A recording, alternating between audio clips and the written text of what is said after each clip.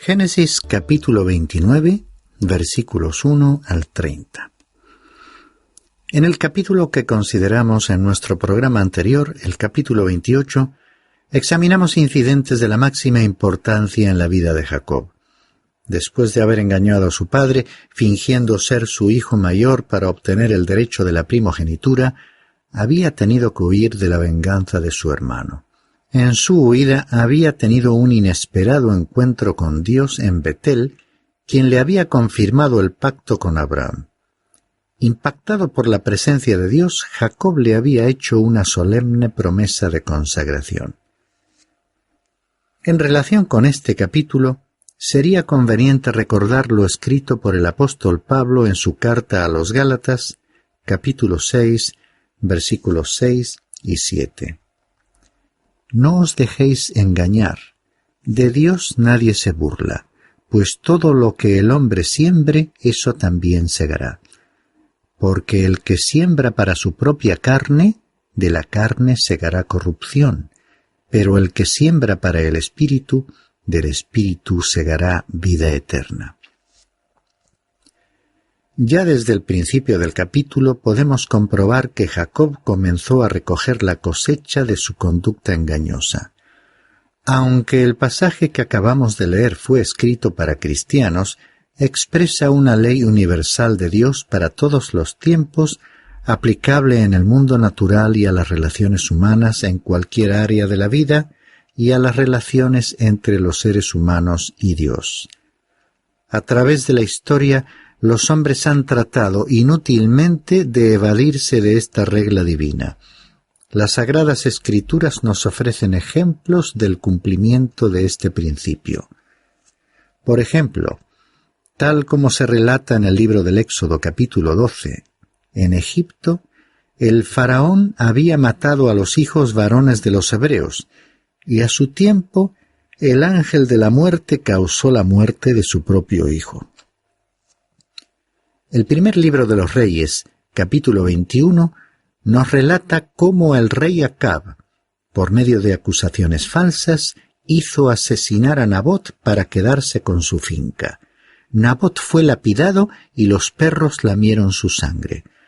Pero Dios envió a su profeta Elías a Acab para anunciarle que él acabaría de la misma manera, lo cual se cumplió literalmente.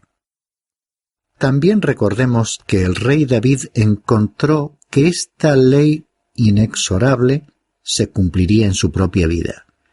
Él cometió pecados de adulterio y asesinato. Cuando él se humilló, Dios le perdonó. Sin embargo, en su vida y en la de su familia, tuvo que cosechar lo que había sembrado. Su propia hija fue violada y un hijo suyo fue asesinado. Hasta el mismo apóstol Pablo tuvo que sufrir por el peso de esta ley. Antes de su conversión había dado su consentimiento a la lapidación de Esteban, primer mártir de la iglesia primitiva. Años más tarde, y ya como siervo de Jesucristo, fue sacado de la ciudad de Listra, apedreado y dado por muerto. Es así que Jacob fue un clásico ejemplo de esta ley inflexible. Era bastante engreído, orgulloso de su inteligencia, había vivido de su ingenio y practicado el engaño, utilizando métodos dudosos para lograr sus propósitos, pero cosecharía lo que había sembrado. Al comenzar este capítulo 29, vemos que Jacob salió de Betel y prosiguió su viaje. Después de un período de tiempo que no podemos determinar, Jacob llegó a Harán. Leamos los versículos 1 al 8. Entonces Jacob siguió su camino y fue a la tierra de los hijos del oriente. Y miró y vio un pozo en el campo, y he aquí 3 rebaños de ovejas estaban echados allí junto a él, porque de aquel pozo daban de beber a los rebaños, y la piedra sobre la boca del pozo era grande.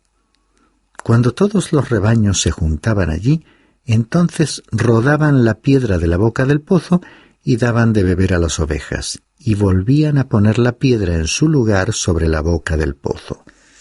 Y Jacob dijo a los pastores: «Hermanos míos, ¿de dónde sois?». Y ellos dijeron: somos de Harán. Entonces les dijo: ¿conocéis a Labán, hijo de Nachor? Y ellos respondieron: le conocemos. Y él les dijo: ¿se encuentra bien? Y dijeron: está bien, mira, su hija Raquel viene con las ovejas. Y él dijo: he aquí, aún en pleno día no es tiempo de recoger el ganado. Dad de beber a las ovejas e id a apacentarlas. Y ellos le respondieron: no podemos hasta que se junten todos los rebaños y quiten la piedra de la boca del pozo. Entonces daremos de beber a las ovejas. Este pasaje nos revela la importancia del agua para aquella región. Por ello, los pastores la economizaban y la protegían. Solo removían la piedra en el momento de dar de beber a las ovejas. Luego volvían a cubrir la boca del pozo. Vemos que Jacob llegó a aquel lugar en el momento oportuno, y apenas tuvo ocasión comenzó a mostrar su propio carácter autosuficiente, dando a aquellos hombres experimentados indicaciones sobre lo que les convenía hacer. Mientras ellos hablaban, alguien se acercaba, nada menos que Raquel, que traía las ovejas de su padre. Aquel fue, pues, el momento en que Jacob se encontró con Raquel.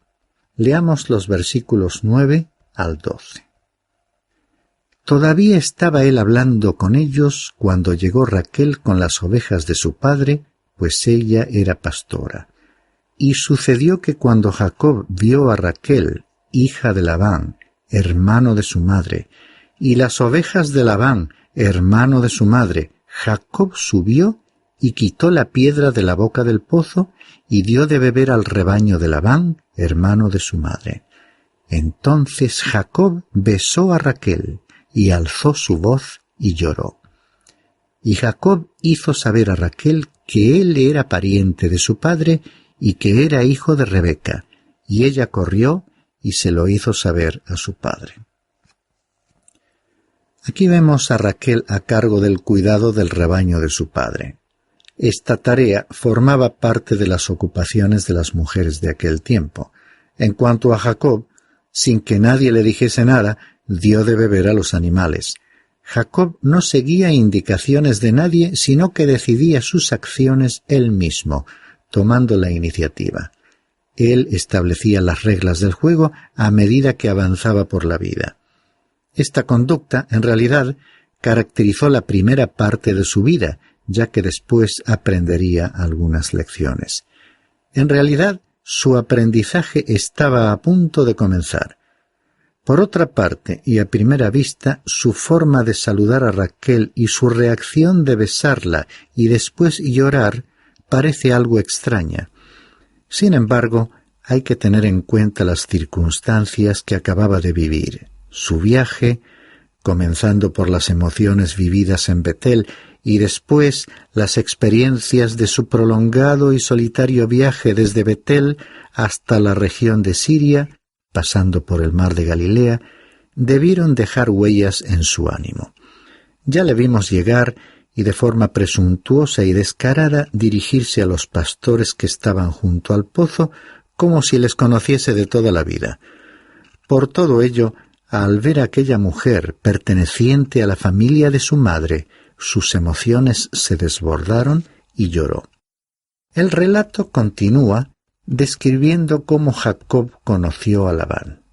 Leamos los versículos 13 al 17.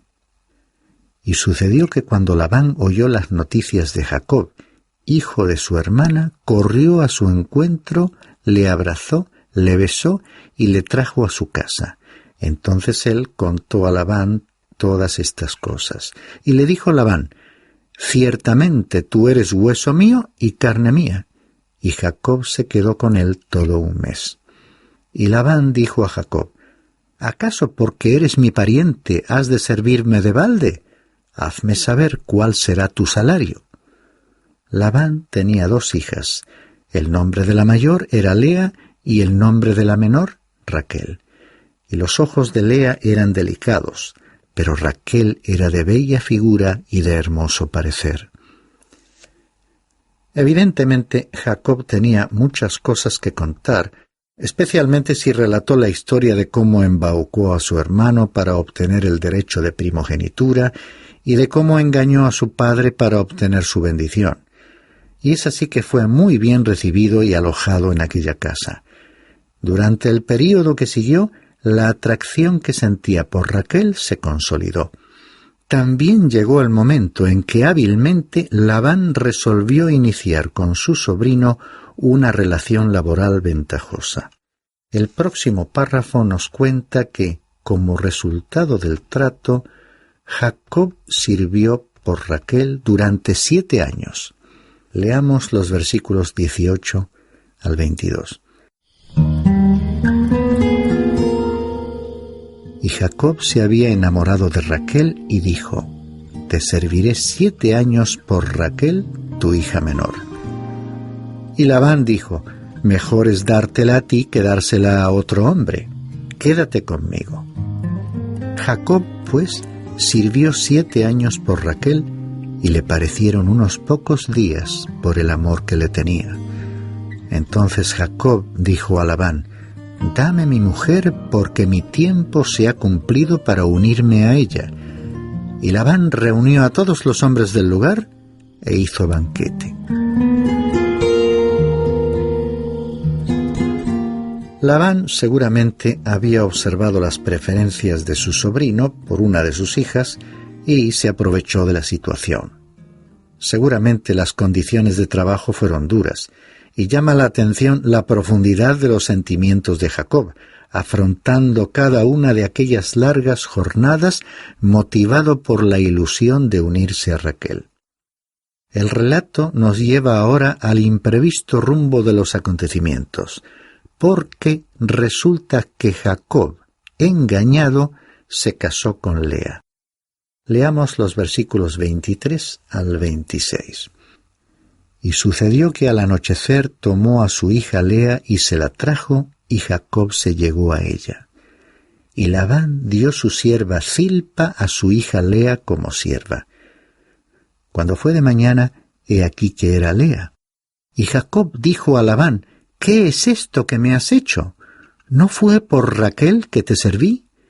¿Por qué, pues, me has engañado?»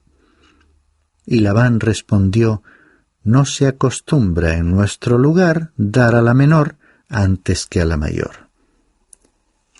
En aquellos tiempos la mujer permanecía completamente cubierta con un velo durante las ceremonias nupciales, por lo que resultaba imposible reconocerla en un ambiente de luz escasa.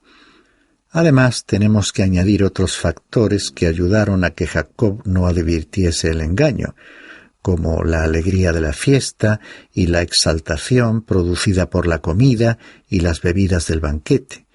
Fue así que hasta la mañana siguiente Jacob no descubrió que no se había casado con Raquel, sino con Lea. No sabemos si al ver que había sido engañado habrá recordado cómo había él engañado a su propio padre, simulando ser su hijo mayor, engaño por el que había tenido que salir de su hogar. Y como Dios no aprueba ese tipo de proceder, ahora Jacob tuvo que cosechar lo que había sembrado. Había fingido ser el hijo mayor cuando en realidad era el menor. Ahora, pensando que se estaba casando con la hija menor, Raquel, se estaba uniendo a la mayor, Lea.